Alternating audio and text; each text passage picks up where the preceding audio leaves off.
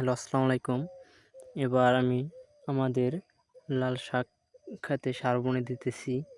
এগুলো প্রায় ১০-১৫ দিন আরও বা ২-১ দিন বেশি হতে পারে বুনে গেছিলাম। এর সাথে ভুট্টা বুনেছি। এগুলো আমি সার প্রয়োগ করতেছি।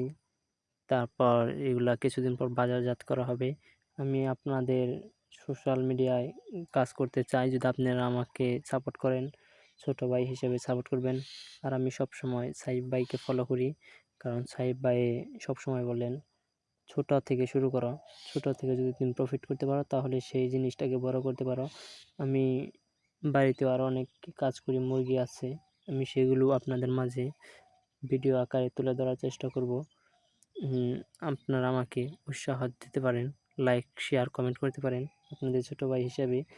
আর আমি সবসময় আপনাদের ভালোবাসা পেয়ে এইভাবে চালিয়ে যেতে চাই। আর আপনাদের উদ্দেশ্যে আমি একটা কথাই বলতে চাই, যারা কৃষিকাজকে ঘৃণা মনে করেন, এটা কোনো কাজই ঘৃণা নয়, কোনো কাজই ঘৃণার যোগ্য নয়। আপনারা সকল কাজকেই ভালো চোখে দেখবেন এবং সকলকে সম্মান